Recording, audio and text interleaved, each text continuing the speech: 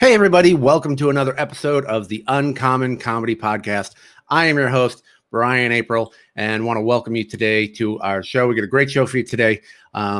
If you like what we're doing, please feel free to subscribe, consider subscribing and commenting. And if you have questions or feedback on the episodes, please put them in the comments and we'll be happy to try to address those in the future. You can follow us on Facebook at Uncommon Comedy. You can follow us on Instagram at Uncommon Comedy Tour and here on YouTube, Uncommon Comedy Podcast. So we're going to get right into it. Today we have a very special guest. He performs all over the country. He performs at colleges. He performs at clubs. He performs everywhere. You've seen him in a bunch of different television commercials. You've seen him on Dry Bar. He's got a Dry Bar comedy special, and he's a very, very funny comedian. I'm very happy to have him here. So let's welcome Daniel Eachus to the show. Daniel, what's up, man? That's me. What's up? How you doing? What's going on? Doing well. Cheers. Absolutely. So, I remember the first time that I remember seeing you was, I want to say it was Burbank Comedy Festival. Oh, okay. We were in this talk about colleges and booking and all that sort of stuff. And a couple people got up and did a few lines or whatever. And I remember you getting up there and just killing it. And I was like, man, this dude can write and he's funny, I don't know why. Maybe it's because you're so young. I was like, I wasn't expecting to have such clever and funny material. And what I really love about your act is you're a great writer. You make fun of yourself a lot, which I always love. And you're a super nice guy and just really, I love working with you. We've worked together many times since then. And I'm really glad that you're very down to earth. You're very humble and funny. And I love just watching you get up there and do your work, no matter where you are and what you're doing. Oh, don't stop. Keep going. I like it. The other thing, too, that I like, thanks. Honestly, is that you also work clean, too, which is it's very rare. And it doesn't matter if you're, second show on a Saturday, you still work clean and you still can win the crowd and make people laugh hysterically. And I think that's a real good skill set that a lot of people don't have. Yeah, it's funny. It was never like people ask all the time, was it like a conscious choice, Mm-hmm. And it really wasn't. It was just, at the end of the day, because comics ask that all the time. They're like, how do I work more clean? Or how do I write clean jokes or whatever? And like, I don't know, there's obviously different philosophies, but for me personally, I'm like, just write what you really think is funny. Don't try to don't try to write what you think the crowd's going to like or whatever. And if the natural you will come out, and that's just like the natural me. It's just like, that's what I find funny. And I don't know about you, but I can always tell when a comic is trying to be clean.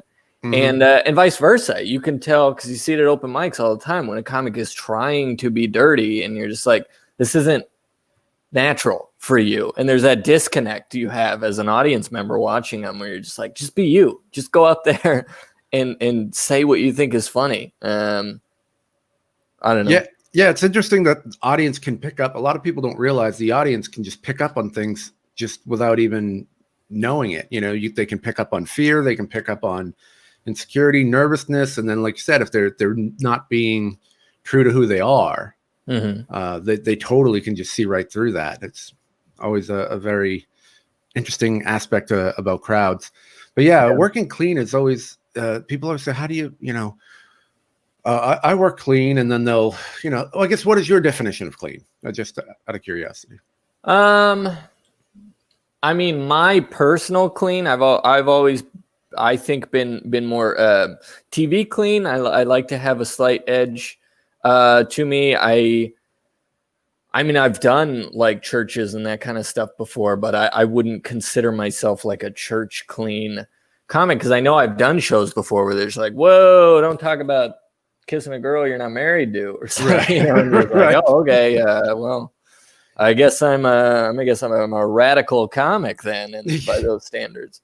Yeah, there's definitely levels of clean. There's church clean, which is obviously no cursing, no talking about sex or drugs, or like you said, living with a girl when you're not married, or things like that. Then you have corporate clean, which I think sometimes is worse than church clean. Yeah. Because you've done some corporate shows too, and sometimes it's like a lot of times it's worse because they don't want it that way. It's like the church crowd, they want it that way. right. The corporate crowd, 99% of the time, they're like, you have to be the cleanest that we've ever seen a comedian. And, oh, by the way, no one in this room wants you to be that clean. Right. Right. Yeah, exactly. And then you have, TV clean, which, like you said, have some innuendo or whatever, a little bit of an edge. And yeah, I'll talk about drinking and stuff like that. And those are that kind of makes it harder for me sometimes because I don't know, probably like you, I don't really think too much about that. When somebody's like, oh, by the way, you got to be clean. I'm kind of like, yeah. Like I do that all the time. It doesn't matter. And so when you get in those situations where they're like, by the way, don't talk about alcohol. And I'm like, yeah. Wait, what? Hold on. Wait. And then you're sitting there going like, man, I don't have to clean up jokes very often. And it's almost like tougher for me because I'm like, oh man, now I'm starting to second guess everything that I have. Is that if I can't talk about alcohol, can I talk about this thing? Can I, I got a punchline that says meth. Can I say meth? Like, right. I'm not telling kids to do meth. Can I still do this joke? That was a joke on Dry Bar, by the way. I wasn't sure if I could do, and they ended up cutting it. It was a punchline was meth related, and they wouldn't allow it. That's right. I was just about to ask you about Dry Bar because we both recorded the Dry Bar. Yours is out. Mine is not. You should definitely check out his Dry Bar special, which is at drybarcomedy.com/Daniel, Daniel. So you had to, you did they go over that with you beforehand, or you just like? Probably it was one of those situations where I was like, yeah. I've seen your emails. I know what I should and shouldn't do. The biggest surprise for me was that the first week I was there, the week I was there was the first week they were going, moving from 45-minute sets to 25-minute sets. Mm-hmm. And so luckily for me, they asked me, because I record on a Saturday, and they're like, hey, we're doing a couple sets on Friday. We'll fly you out early if you want to come see it. And I was like, oh yeah, I got nothing going on Friday. Like, I'd like to see it, kind of see how it is. And I knew one of the comics on the show. So I was like, perfect, I'll go watch Friday. When I was there Friday, kind of behind the scenes, watching the other comics go up, I heard them tell the comic something about a light at 20 minutes. And I was like, wow, who wants a halfway light? Like, because I was thinking it was a 45-minute set. I was like, who wants a light at 20 minutes? That's kind of crazy. And so it was like bothering me. And then eventually I just asked, I was like, is that normal? You guys do a 20-minute light? And they're like, yeah, 5 minutes. And I was like, what? And they're like, yeah, it's 25. You didn't get the email? And I'm like, no, I didn't get the email. And they're like, yeah, it's 25 minutes. And so I'm like scrambling that night to just like, okay, what am I not doing now? I'm not doing 20 minutes worth of stuff. And I'm at the end of the day, I'm glad it was 25 instead of 40. Not because it was a bad set, but it was like, oh, I got to save more material that way. But so I had a lot of what I would call like, alternate jokes that I was like, well, my second set, if it goes well the first time, I'll try these. And so I did that a lot. My first set, I'm pretty sure they used 100% of that in the final version. But on my second set, I was like, oh, okay, I'm going to throw in this meth joke and I'm going to do this thing and we'll see. And the crowd loved it, but they didn't use any of it. So yeah, well, your special was great. I watched it and I was just like, it came out really good. I think it's a great representation of who you are as a comic, and standing ovation, and you killed it. I had one joke that I have a joke about Jehovah's Witnesses, and again, it's not making fun of Jehovah's Witnesses. It was about like trying to do they ever on Halloween sit there and go, we're not going to answer the door for anybody, just kind of like them getting their revenge. Then if they do, they shouldn't, they should be out, because that's the one night a year people are out, opening doors, like get out there, go, And so it was a very pro Jehovah's Witness joke, but they were like, well, you can say it, but depending on how the crowd goes, we may have to just cut it from your special. And I was like, well, I have plenty of other material. Like, fine. Yeah. I'm like, I didn't think that was edgy by any stretch, but that was like the one the one joke I was like, okay, that and my chocolate joke, and they were like, no, your chocolate joke's fine. And I was like, okay, that's fine. Did you end up doing it? Did you have 2 shows? I did have 2 shows. Oh, okay. And I just I basically did the same set, and then I forgot a joke in the first set, so I made sure to include that and took out one that didn't hit as well in the first set, and as well as I wanted anyway. And so I just I wanted to just give myself enough options that with that. And again, I wanted to kind of save some material for after. Now, are you planning to like retire? Did you like retire that material that's going to be on there? Or no, not at all. I mean, I have started working more on other stuff, but it's crazy. A couple comics put it in perspective for me. They're like, look, man, like I think I have maybe 1 million views on the Dry Bar stuff, on the clips and stuff like that. And that's a lot of people, and that's great. But at the end of the day, it's like 1 million people out of how many people live in the world? 6 billion, 7 billion. It's like practically no one has heard this material. You know what I mean? Like, it's like, dude, you could basically probably do it your whole life, and maybe no one's heard. Not until you have like a huge special where, it's streaming on on Netflix or something like that. Should you like worry about having to retire material? Now, if you personally want to retire it, that's a different story. I did a stand-up album right before I did my Dry Bar, and I didn't necessarily retire all that stuff, but I started focusing a lot more on new material. So, what was the name of your special or your album?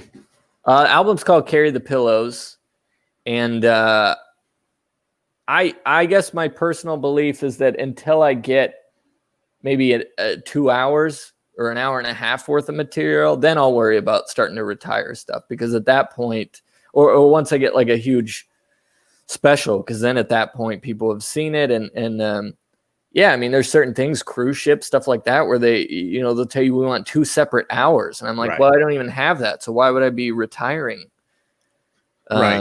material that works at this point, unless it's outdated or something? But I always there's a couple of schools of thought. You see a lot of people who build up 40 minutes, 45 minutes, an hour, whatever, and then they just scrap it and go to another one.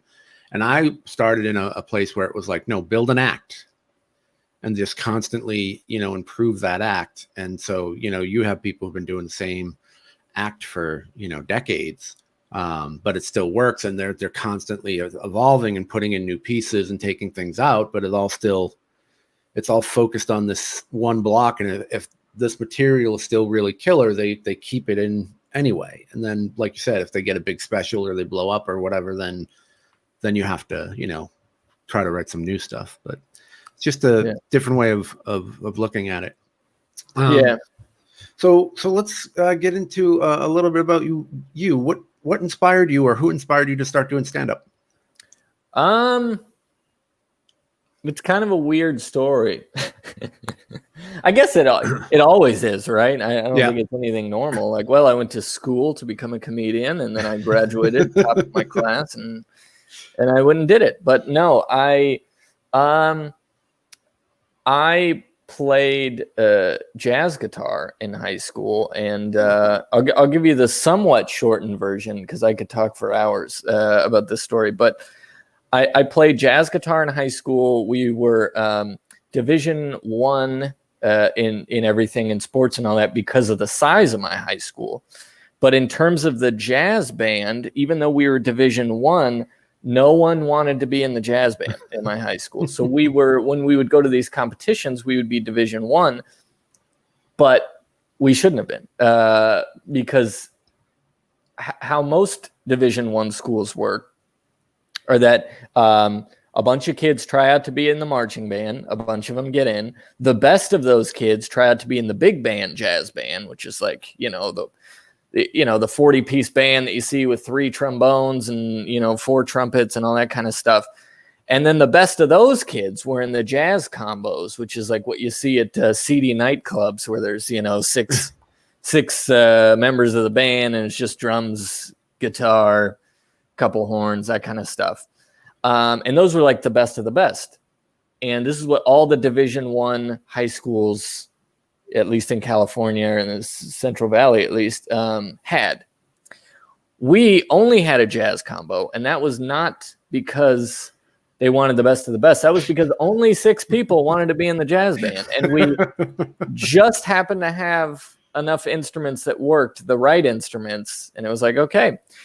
So anyway, none of us knew anything about jazz. None of us played. I brought in my rock drummer and my rock bass player because I was in a rock band playing guitar, and that was half of our band.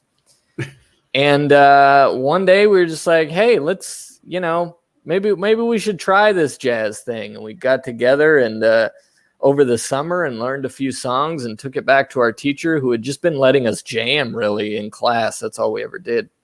And we learned the songs and we did the competitions with no money. We didn't have charter buses. We drove everywhere in our teacher's Ford Explorer, which with our instruments strapped to the roof. That's no joke. We were the only kids who did not have tuxedos. In fact, we wore bowling shirts and jeans. And we went in there and we took first place in literally every single competition we destroyed. We were awesome. And got a few scholarships that were jazz related and won a few awards for jazz bands. So I knew what it was like to perform in front of people. At that same time in high school, this is a really long story that I'll shorten to. I basically did sketch comedy every day during our school bulletin, and played a character who basically reported on things that weren't the news. It would start out as "this is news" and then end with like, "Hey, that was a joke." And so I was writing sketch comedy at the same time I was performing live with jazz band. And for some reason, those two things just like perfectly, I think, are the recipe for a stand-up comedian. I had the live performance and the writing sketch comedy, and it just made sense that it worked out to do stand-up. And one day I was driving with a friend of mine, and we were driving home after school, and I started ranting about traffic signs, and she was laughing really hard. And she's like, who says this? Which comedian? And I was like, what are you talking about? And she's like, what stand-up set did you get this from? And I was like, oh, I just made it up. She's like, you just made that up right now? I was like, yeah. She's like, you have to try stand-up comedy. And so yeah, I tried it. I did 45 minutes in my friend's backyard because I thought that's what comedy was. And then I moved to LA not long after that. And I was like, you know what? Let me actually try this thing. And was off to the races. So you basically started in the LA scene. Yeah. I did that one show at my friend's, but it was just like a bucket list that like, I'm going to do 45 minutes of stand-up in my friend's backyard. And then, went off to college. And that was in like summer of 2008 that I did that show right before college. Then I moved down to college and did that. And around February of 2009, I found out about open mics. And I was like, I didn't even know that was a thing. I didn't know I could go out there and do stand-up comedy. I thought I had to be famous first. And yeah, I mean, there was no open mics. That wasn't a thing where I grew up, at least at the time. So I had no concept of it. And so when I went, I was like, oh man, I could practice this. I could get booked at clubs. And then, yeah, as of February 2009, I was just like, off to the races, probably doing comedy 5 nights a week. Oh, wow. Yeah. Okay. Do you remember your first show that wasn't in your friend's backyard? It was at a coffee shop called the Coffee Haven in downtown Long Beach, California. And it was an open mic. And I went with a buddy of mine who I lived in the dorms my first year at college, which was that same year I started comedy. And it was like one of the mornings, it was probably a Friday or some random morning where I had to be up really early for class. And there was only one other person up in the bathroom with me every morning. When I was showering, there was somebody else showering, and we were the only ones. And I never saw this dude, but he would sing in the shower. And I was like, this guy's amazing. This is crazy. Like, yes, I'm half awake and maybe I'm delusional, but this guy's a really good singer. And so it took like months. And finally we finally saw each other outside of the shower, like at the sink, brushing our teeth. I was like, hey, are you the guy that's been singing in the shower? And he's like, oh yeah, sorry, man. I'm like, no, you're super good. I was like, hey, I heard about this thing called an open mic. Have you ever done an open mic? And he's like, no, I've never performed live. And I was like, I pretty much haven't either. I want to do comedy. You should go do music. And he's like, all right.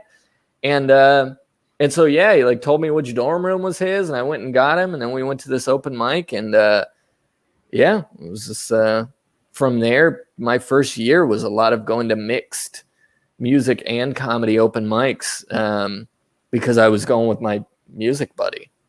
Now, for people who may not do comedy, what is it like doing an open mic with all, that's just comedy versus one that's mixed? Did you find a difference?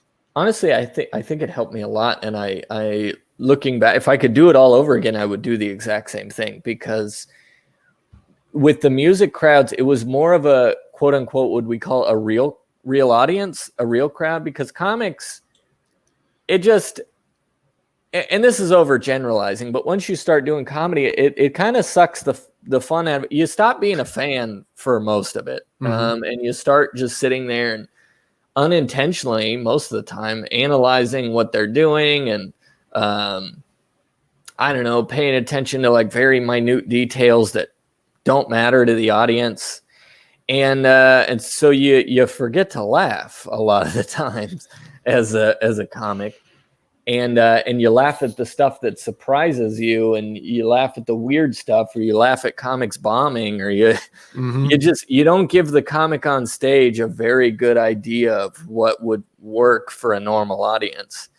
And so if you get stuck doing comedian only open mics where it's just comics in the crowd, you end up with this set that's like tailored for comedians.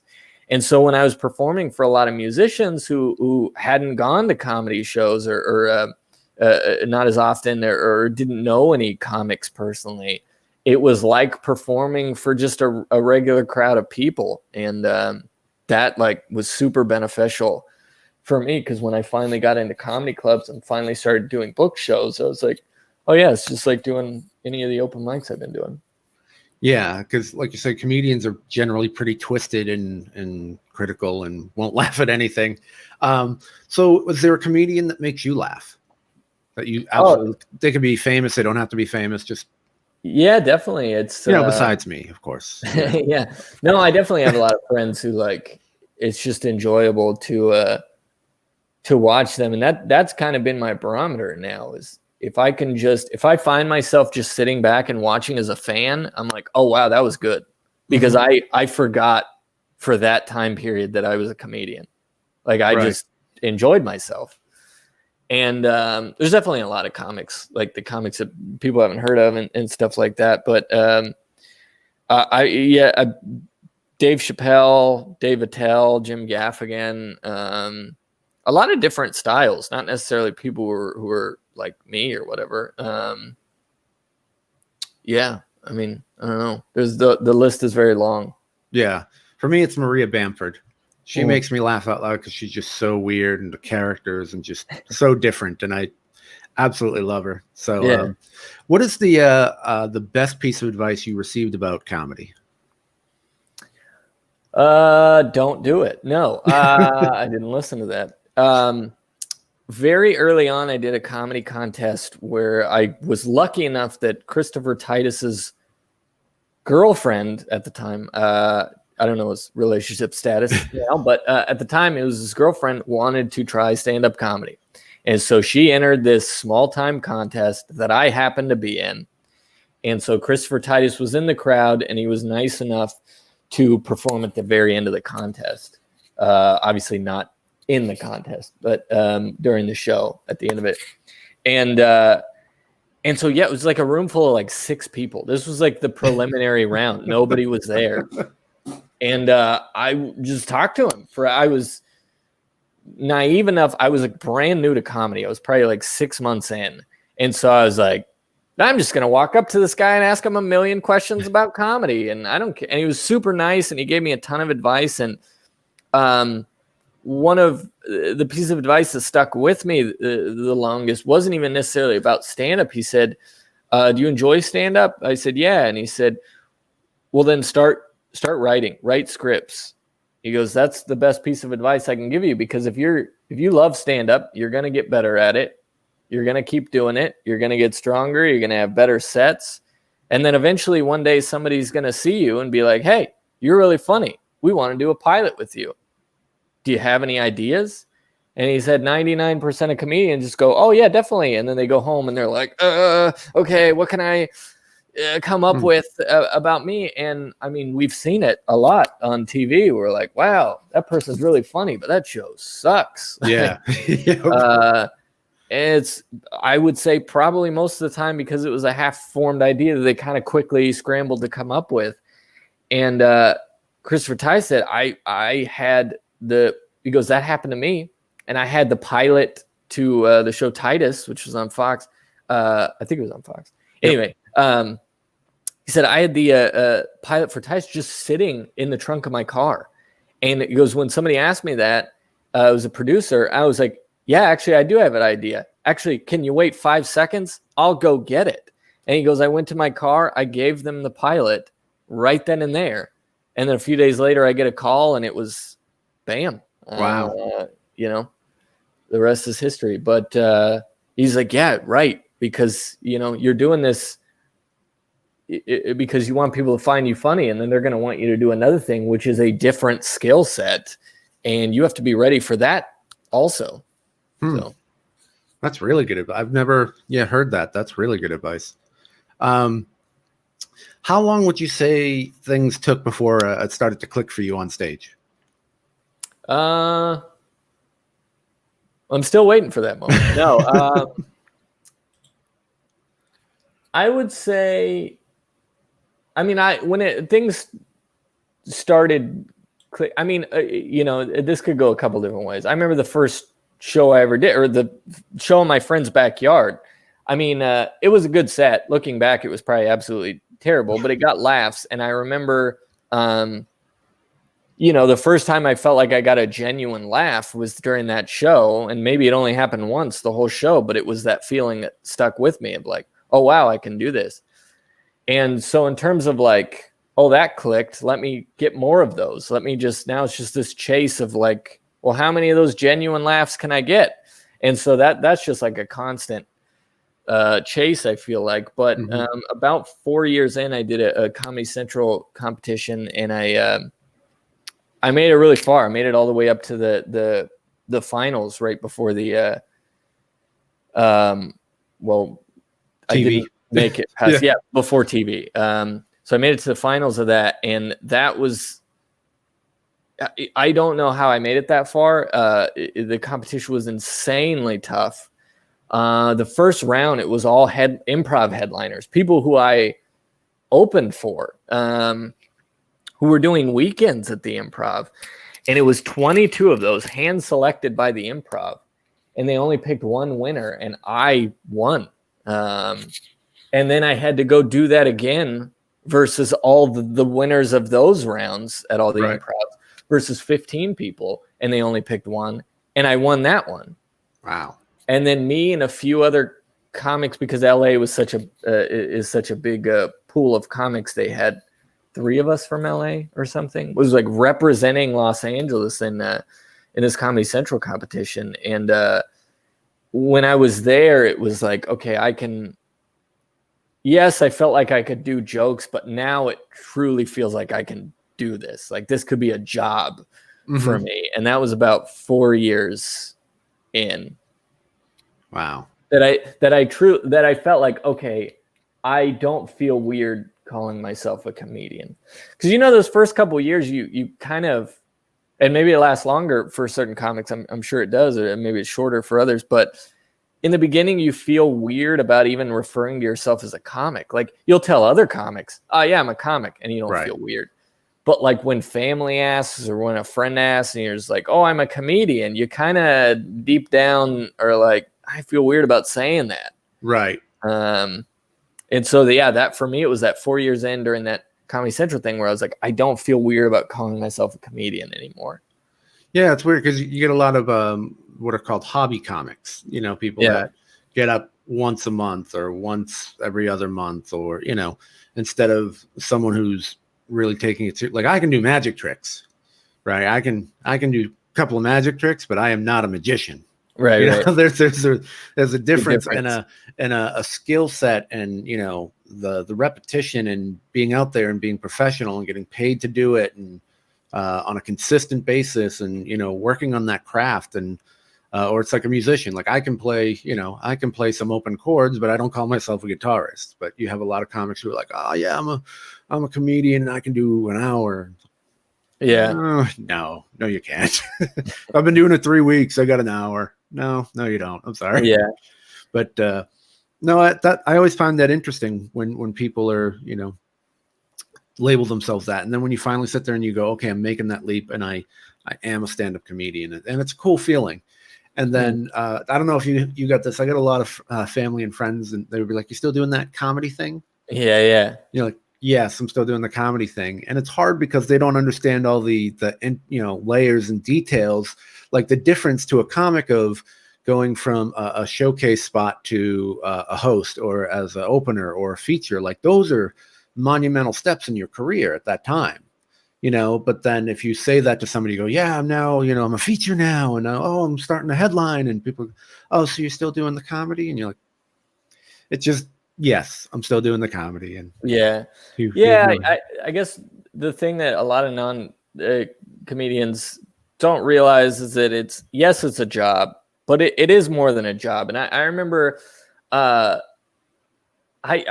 kind of remember when this happened, of one day I just had this sort of like almost revelation, and I was like, oh, it's not like you have to become a comedian. Like it's a lifestyle. I don't want to sound cheesy, but that's really what it is, because that's another thing that happens in those beginning years. When you first start, it's like there's a switch, right? You're like, I'm regular person. Yeah.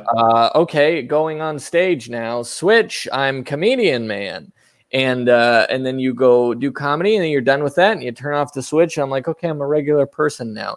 And then eventually, there just comes a time where you're just like, oh no, this is who I am. Like that person on stage and me, it's all the same now. Like I have to become a comedian. And so, yeah, I don't know another word for it that it doesn't make it sound kind of corny, but it does have to be a whole lifestyle. And so, it's not like,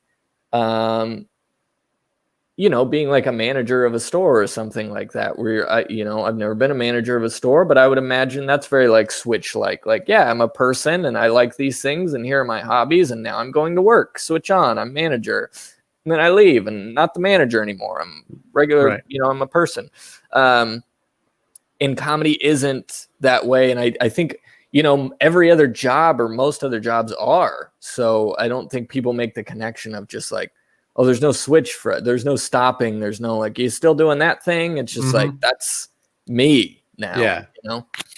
Yeah. And then that also goes, your whole mindset, like you said, just changes, and you act completely, differently. You look at the world differently. You see things very differently. And I think once that starts to happen, you can't go back. Yeah. Like once you, I always talk to people like when they want to learn comedy or find out about it, I go, once you go behind the curtain, like you can't go back, so you gotta, it's just, yeah, go ahead. Sorry. Oh, sorry. I was going to say, and it's funny because it's, if you asked me very early on, you asked me before I started, I used to think, and I think a lot of comics, and non-comics think sort of the opposite of what it is. You start, like I said, when you first start, you're a regular person, and then you go on stage and you're like, I got to be funny. I'm blah, blah, blah. And, and maybe early on you start thinking like, I got to become that person all the time. I got to be that funny person all the time. But what's funny is it's actually the opposite. Eventually you hit a point, you're just like, no, I need to be this regular person on stage. That's what I'm trying to get to, Yeah.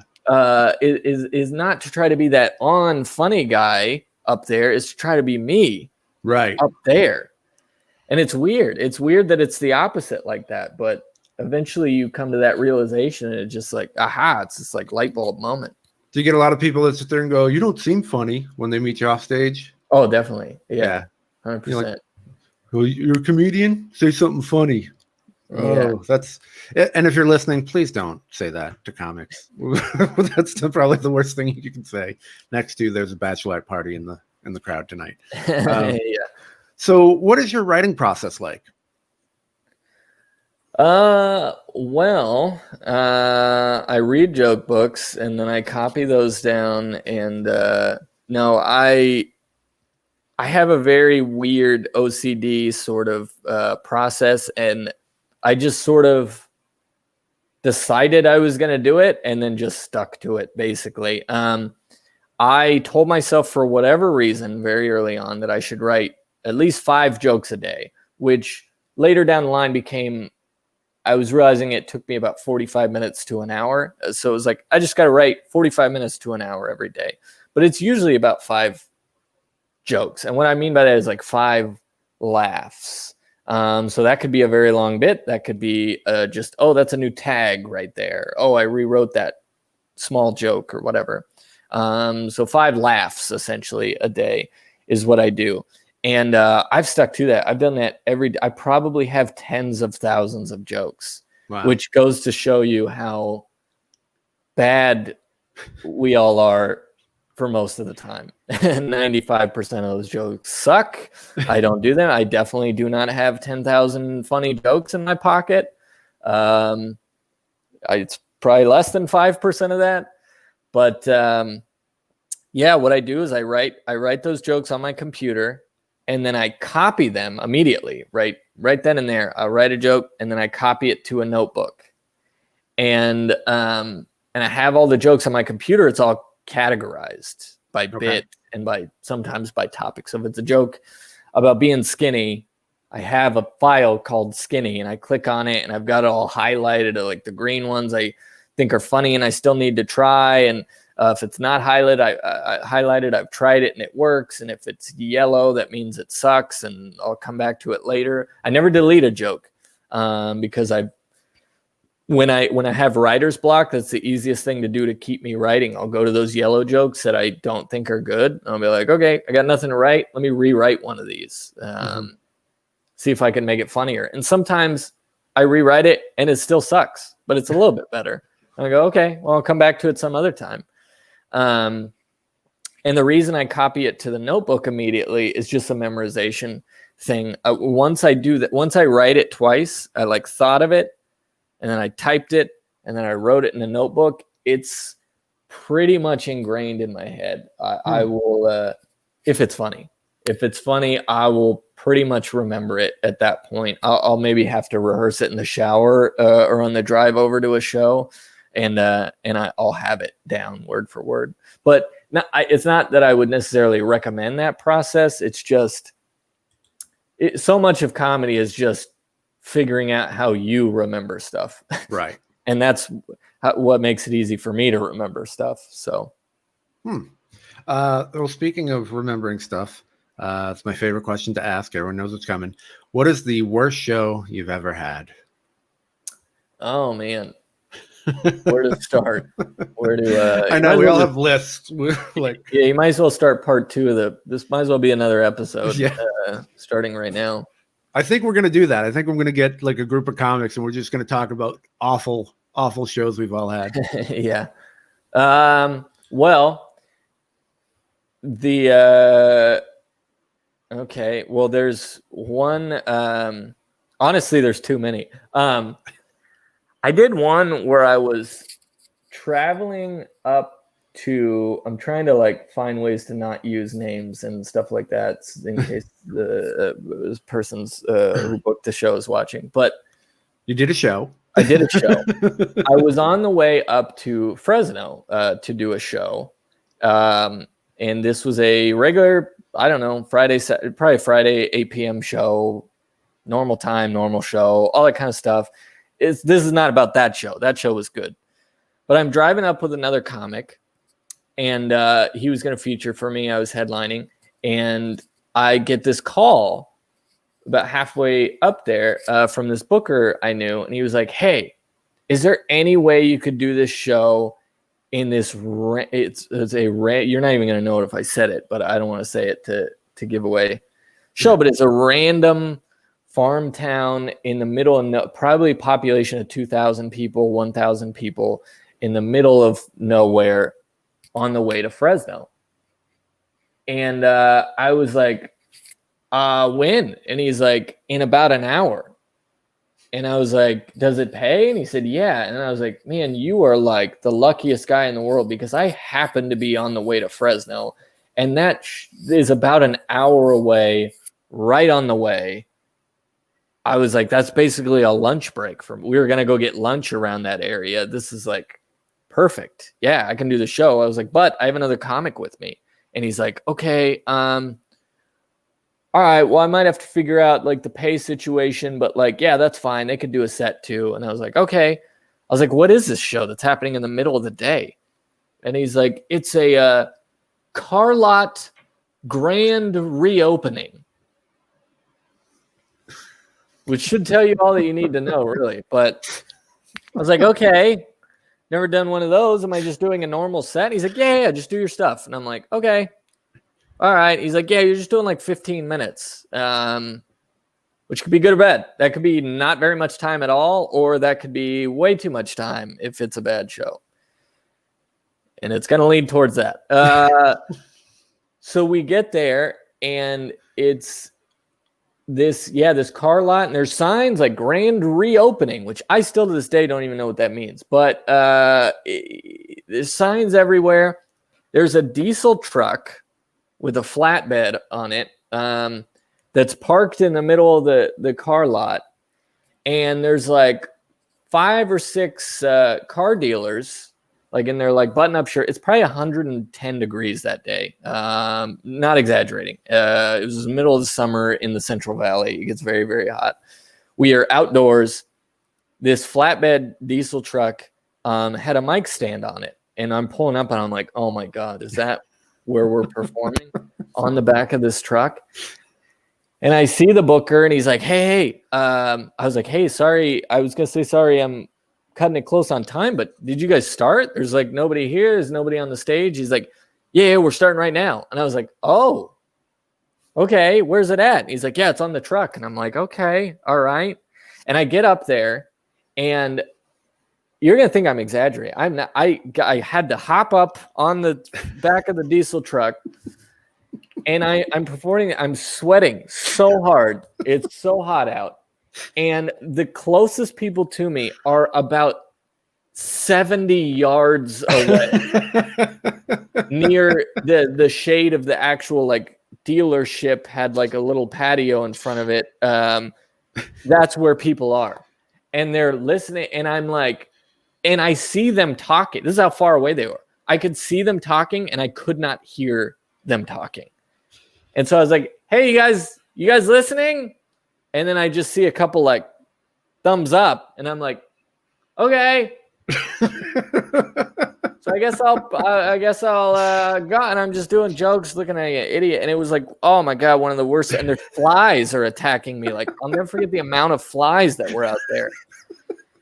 And yeah, me and my buddy both went up, and then I was like, oh my God, I gotta go now. And so I tell the booker, I'm like, hey man, I gotta get to Fresno. Like, I gotta go. And he's like, all right, here's your pay. And he hands me in the other comic an envelope. And I'm like, cool, thanks, man. And then I hop in the car, and then we leave, and we open the envelope. And I'll never forget this.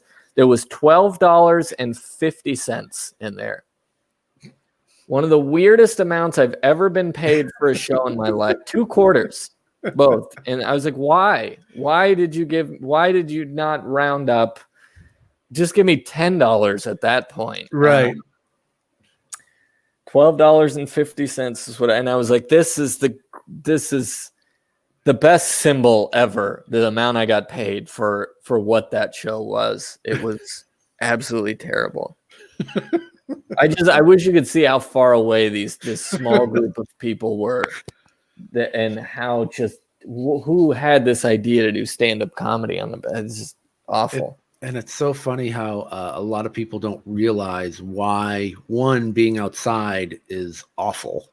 Yeah. And that's because as soon as you say a joke, if they laugh, the sound goes directly up, and you don't hear it from wherever it is that you are. And so you just sound like, because we're used to hearing that reaction, that feedback, that's part of our rhythm. Yeah. And when you don't hear that, you start thinking you're doing terrible. And then the person who's in charge of it doesn't hear it and they think you're doing terrible. And you are doing terrible, even though people are enjoying them. So you can see them like nodding and smiling and laughing, but there's no noise, and that just totally messes up your rhythm. And then you're like, why am I here? And it's hot, and so it's always good to have indoor venues if possible. And always good to not have it on the back of a diesel truck. That's something else. Yeah. So I mean, I've done it on the back of a flatbed truck too. It was for some troops at this place called Fort Devens or whatever, and it was just outdoors and same thing. But that, at least when it's the troops, you're like, all right, we do with what we got, like we're good. But a car dealership is awful. Grand reopening. Yeah, grand reopening. I don't know what it is about car dealerships and comedy. I broke down once in Texas. I don't think I've told the story to anybody. And I had to, like the middle of nowhere, Texas.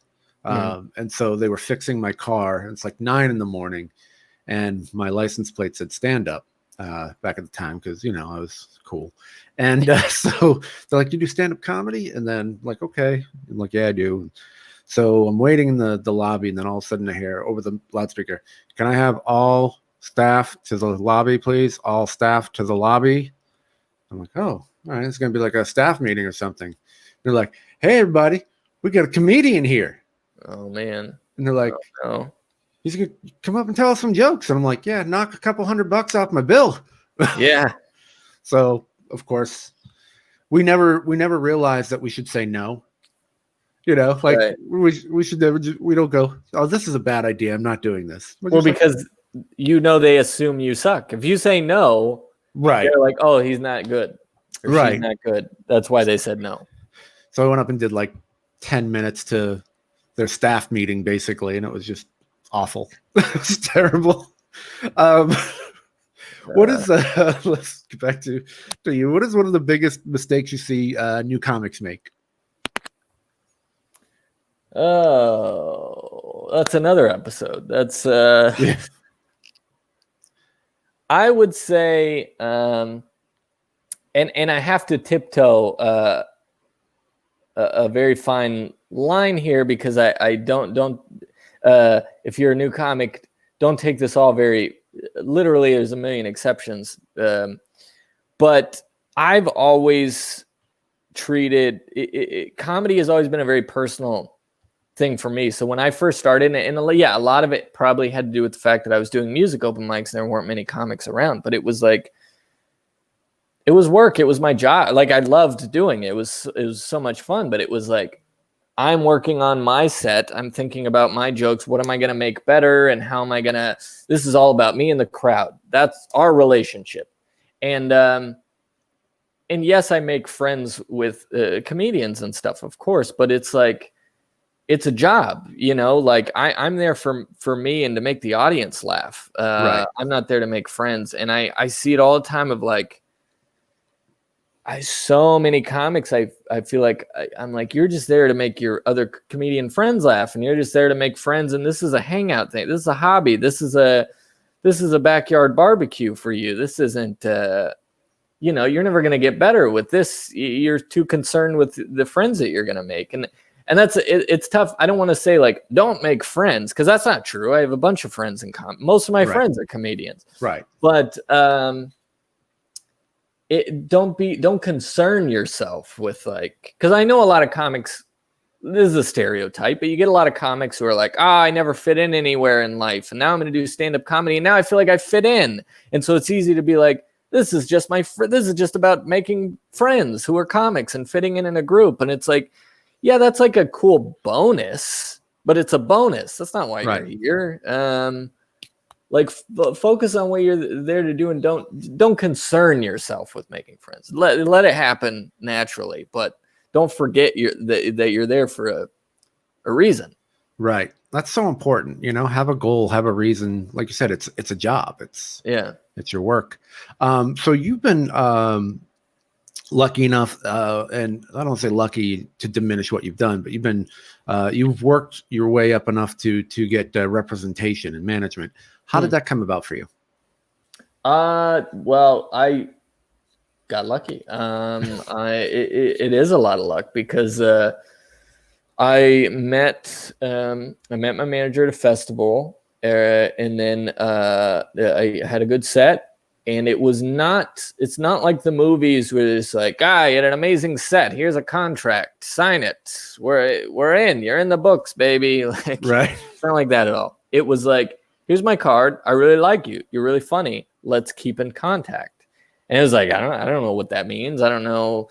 So maybe it was probably a day later that I emailed her, and I was like, hey, great to meet you, and all that. And she was like, yeah, it was great to meet you too. You're really funny. Let me know when you have anything big coming up or any big shows. I would love to come out and see you again. So what I didn't realize that it became this sort of kind of a chess match in the way of like, how are you going to help me? How am I going to help you? And like, don't seem too desperate to get management because, everybody just wants, with that relationship, it's all about success and money. You both want the same things. They want you to make money, so they make money, and they want you to be successful so that they're successful. And it's a good relationship, really, to have, because you're just like, we both benefit from me getting what I want. So this is great. But they want to know that that you can be successful and that they can make money off of you, which is fine by me. That's kind of the goal of it. So of that part of it. And so, yeah, it became this like, well, I'm doing this. And I could feel her sort of losing interest when I didn't have anything very cool to offer. And then I got in the Comedy Central thing. And I was like, you know what? I'm going to wait and this was a bad idea looking back, but I was like, if I don't win or I don't do very well, she's going to be completely disinterested because I could already feel her losing interest. So then I won one round and I was like, I'm going to wait even more because I don't want to get her hopes up. And long story short, I waited till I was in the finals and then I emailed her and I'm like, hey, by the way, I'm going up to do this Comedy Central thing. I made it to the finals in San Francisco. And she was like, what? Why didn't you tell me any of it? Like, call me right now. And then I call her and I explain everything. And she's like, you're meeting with Comedy Central people? Like, do you have any representation? Do you know what you're doing? Do you know who you're? And I was like, no, I need to do that. And she's like, yes. I was like, oh my God. So then we talked a bunch and I ended up signing a contract before I went there, which was probably, to be honest, maybe her scared that I was going to meet other representation up there. But at the end of the day, I really liked what she was about. I really liked her work ethic. We had the same goals for each other, and that is super important because it's not just about finding a manager who's going to make you money and make you successful. You also have to have the same goals for yourself, and they have to believe in you. And it's very possible that, if you're a comic out there listening to this who wants management, that the first manager you meet is not going to be good for you, Not that they're not a good manager, but maybe they want your path to go a certain way. And so I would say, like, it's not just, do you think they're a good manager in terms of, do you think they have contacts? Do you think they're good for you? Do you think they represent what you want out of it? And I was lucky enough. She was probably the third manager I'd ever met. And yeah, I've been with her probably 6-7 years now, 6 years, something like that. So I don't even know if we're on a contract at this point. We've just been with each other for it's like, yeah, no, I send you money, you send me, you work for me, I work for you, and that's that. But yeah, it's a lot of luck of being at the right place, the right time. Festivals help out a lot. A lot of managers go to those, and finding a manager who has your same goals in mind, because that's super important. Yeah, that's definitely a really important piece, is to make sure that everything's envisioned, because if you want to go one way and they want you to go the other, that's cool to say you have a manager, but ultimately it's not going to work well. Right. And a lot of comics they're like, oh, I just want to be I want to say that I have a manager. It makes me sound better. And that's why you get so many differing opinions. I mean, I've heard just as many comics say you don't need a manager as the ones who say they do need a manager. And I would add in an asterisk that it's like, well, you need a manager that's good for you. That's why the comics who don't have managers and are still successful are successful, because they're like, yeah, they never found the right manager. And they are better off by themselves. Mm-hmm. Whereas the comics who enjoy having a manager found the right manager and feel like they're better off with the management. So you're always going to get differing opinions, because it just depends on who you end up with, I guess. Yeah. Now, as part of that, I know you do your younger comics, so you do a lot of college, or you've done a lot of colleges. I'm not sure if you're still doing them, especially with everything shut down or whatever. But what is the primary difference, would you say, of doing clubs versus colleges? Well, I mean, the age demographic is big. I'd say you probably average maybe 35 years old, maybe 40 years old is the average demographic for a comedy club. Probably around 35, something like that would be the average. Whereas, a college show, the average is like 19. Right. And it's a lot of times it's a lot of first year students, because once they get old enough, they're like, oh, I can buy alcohol now, I'm going to go party or something. Right. Right. I'm more focused on other stuff. That first year is when you're all about campus activities. So it's a lot of 17 and 18-year-olds. And I get this a lot, and you probably do too, being clean is, once you say you work clean, they're like, oh, you can do anything. And a good example of this is that I got asked to do a show at an elementary school, which looking back is like a giant insult. The guy was like, oh, I saw you. You're hilarious. I saw you at I think it was the Irvine Improv. And I was like, oh, thanks so much. And he's like, you ever done a school? That's all he said. And I was like, yeah, I've done schools before, thinking colleges. And he's like, great. I'm a teacher at an elementary school, and I run the I don't know, some sort of faculty thingy there. And we're looking for entertainment, and we'd love you to perform comedy for our kindergartners. And I was like, what? And he's like, yeah, you work clean. I was like, yeah, I work clean, but a clean joke about your job or dating is not relevant to kindergartners who aren't going to have any clue what you're talking about.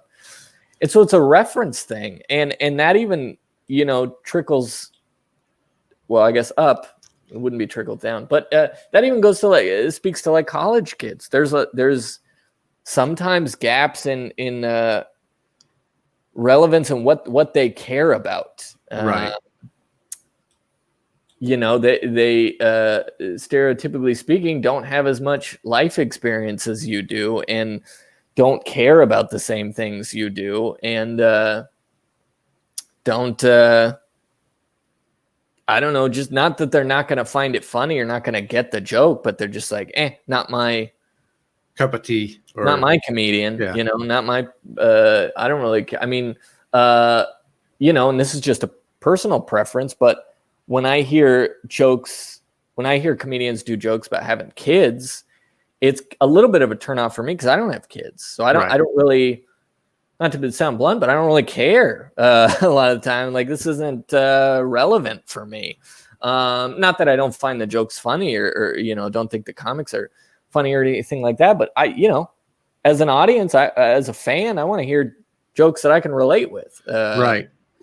And college crowds are the same way. If there's, not that they don't think you're funny or you don't have good jokes, they're just like, if it's not relatable to me, I don't really care as much.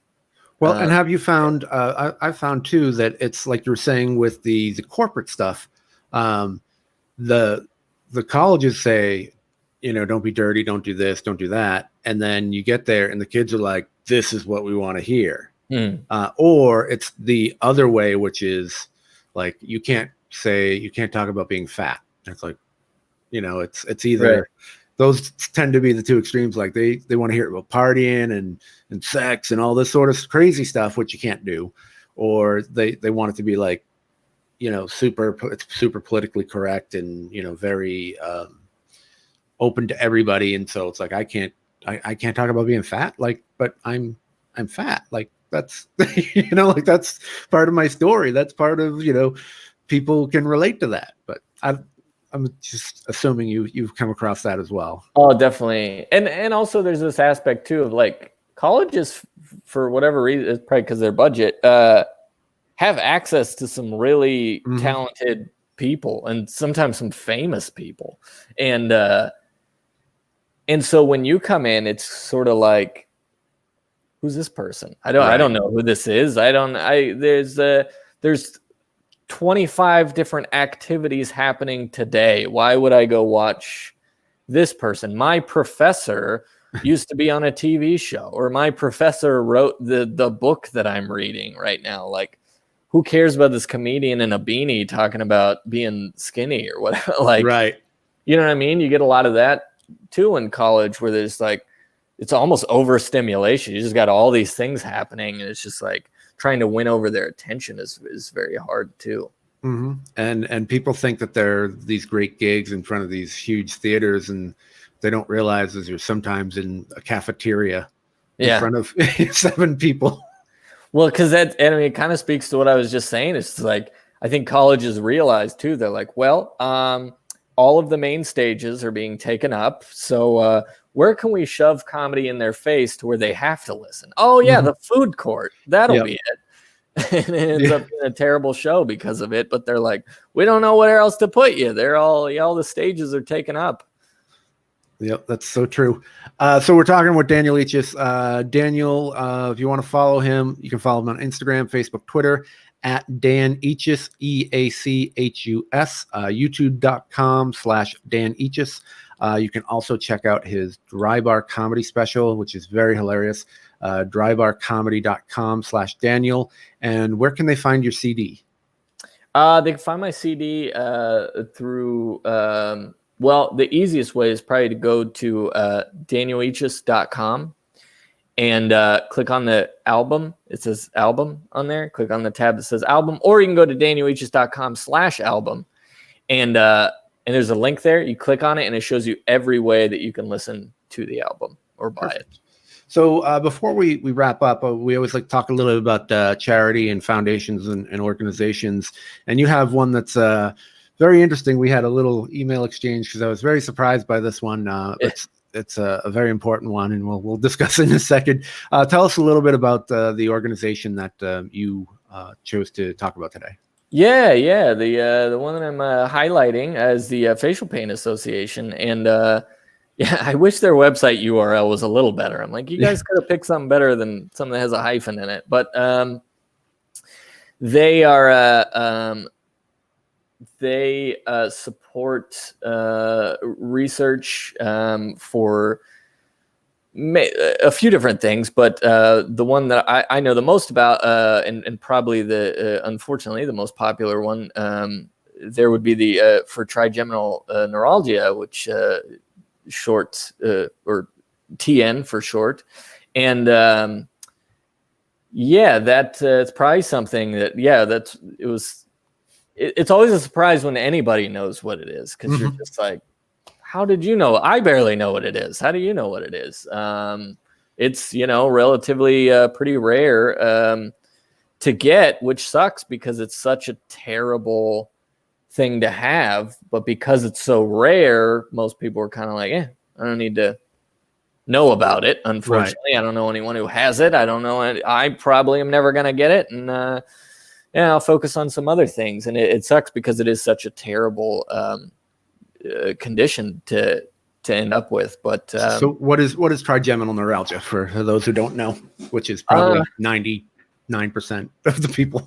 Yeah, I mean, God, it's so hard to explain too, which is another reason why so many people I think don't know what it is, because I have trouble explaining it. I can explain it if you'd like, because I have trigeminal neuralgia. Yeah, it's great. I know, that's why it made me nervous. I was like, oh God, now I got to say it right. But no, not at all. What I know from what there's still a lot that scientists are trying to understand about it. It's kind of not very well known, even within the science community. But from what they can gather right now, it's basically that I always tell people, if you imagine any sort of wire, even like this thingy, that's the headphone jack. There's a rubber coating around this. because if this coating wasn't here and you touched it, you'd get electrocuted. And basically you have nerves in your face and throughout your body, but you have a bunch of nerves in your face. And for whatever reason, I know that there's theories, but at the end of the day, nobody knows why. Some people will get part of this coating will basically get rubbed off or come off, and the wire is exposed. And when that nerve, the raw nerve, the electrical part, touches another nerve in the face, it sends this electric shock essentially throughout the person's face, that is supposed to be one of the most, if not the most painful thing you could ever feel in your life. And because it's a nerve issue and nerves are very sensitive, that means if the wind touches your face at a certain angle, which for a normal person who doesn't have, who has, all the rubber coating, all that would mean is that the wind touches your face and it tells your nerve to tell your brain there's a wind sensation touching my face. But when that happens to somebody who doesn't have that coating on there, it hits it, and instead of the nerve sending it to your brain telling you the wind touch, it hits that other nerve, and then it sends an electric shock in your face.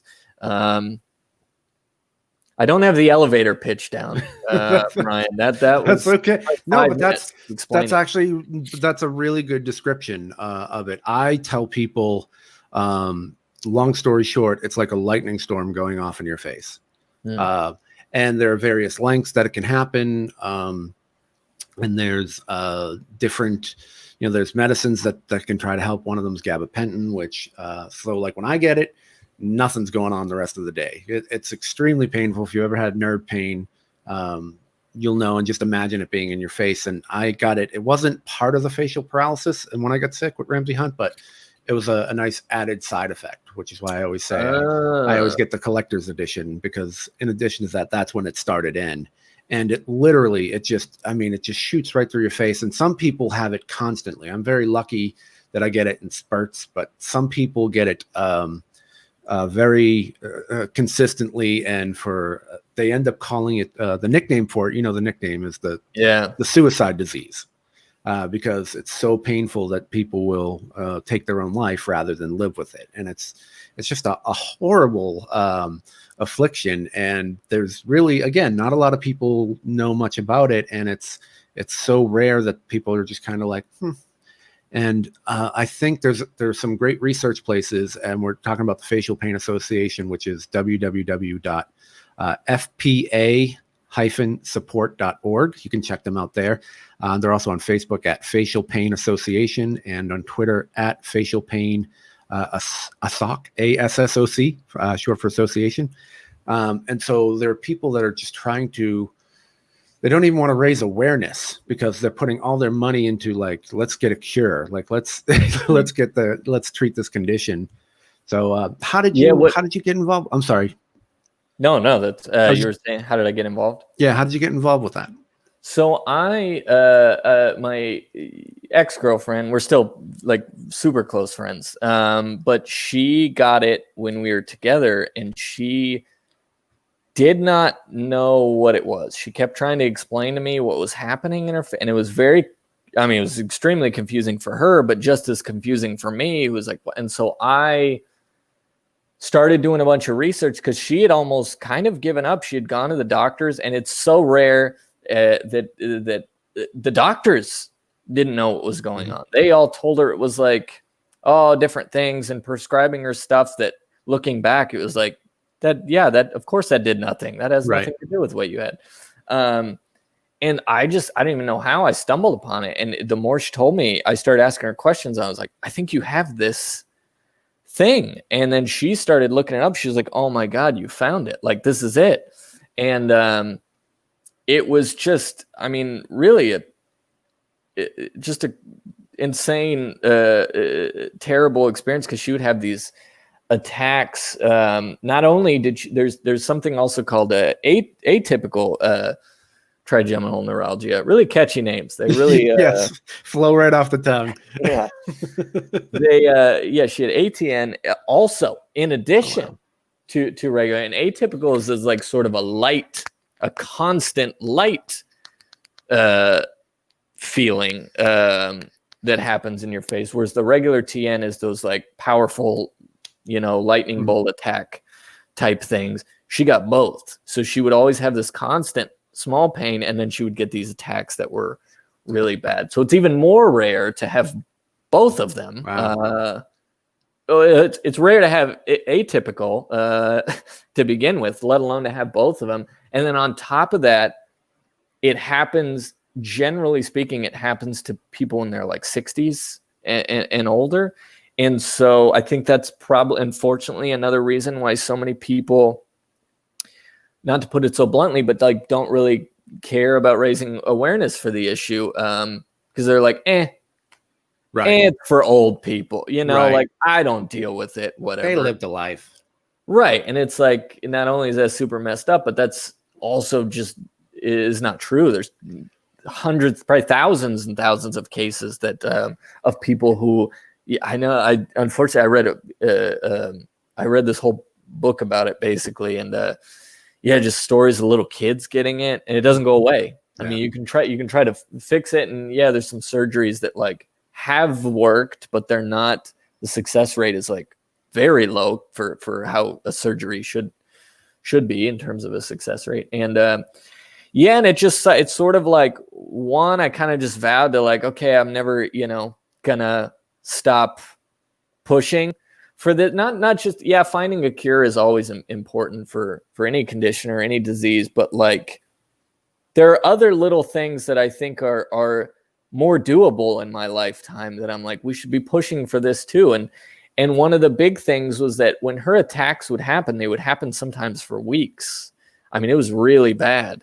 Mm-hmm. And when that happens, she couldn't work. She couldn't do it. Like you said, she couldn't do anything. Yep. Couldn't work, couldn't do anything. And it made it really hard for like her job. Just like didn't understand. There's no way to measure that you have it. Right. That's the thing. I'm like, man, we got to push for that first. Obviously we need to push for a cure, but like you got to push for a way to measure that you have it, because she couldn't get any sort of disability for it because you couldn't prove that you had it. Right. And it's like, man, we should try that. That became sort of my like main push, is that like, man, we need to like, find a way to get disability for these people who have it and aren't allowed, and can't work during that time, or just a way to even measure that you have it. Because that's something that's hurting people too, not just the physical pain, but it's hurting their whole lifestyle, and not being able to work and not being able to do things, and not being able to tell people they have it, or know that they have it, or tell their doctors that they even have it, or whatever. So there's a lot of work to be done. Well, anything that I can do to help with that, I'm in. It's obviously something that's very close to me. I put together a comedy show. I said I wanted to do it every year, and it would have been around the summertime. So obviously things have been on hold, but benefit show for comics. They have one in Chicago that I've tried to get on, and it just hasn't worked out. But that's usually in May. Yeah, so I've been like, hey, do you guys do anything on the West Coast? And they're like, nope. And I'm like, why is no one doing anything on that? So I'm trying to kind of get that going. Do the West Coast. Okay, I know the gentleman who kind of heads up that group where they do that. So maybe we can all kind of collaborate and bring the Facial Pain Association in. And sweet. Yeah, they're very supportive. They gave me a bunch of materials to hand out at shows, and obviously we donated all the money to them. So they're really grateful for that. They even asked me to come do comedy at the San Diego. They had their big national convention there last year, and I unfortunately couldn't make it because it was the same day as my sister's wedding. But yeah, I know they're very like. It was going to be in a car parking lot on a flatbed with a diesel truck. Exactly, in a dealership. Yeah. Well, definitely check out Facial Pain Association. Once again, that's www.fpa-support.org.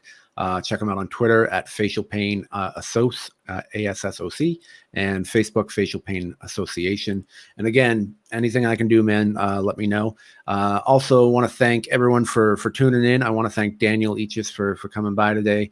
And again, check him out. He's got Dry Bar Comedy Special, drybarcomedy.com/Daniel. You can follow him on YouTube at Dan Eachus, EACHUS, Facebook, Instagram, Twitter, same thing at Dan Eachus.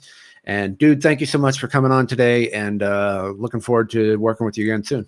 Yeah, thanks for having me, man. All right, man. Talk to you soon. All right, later.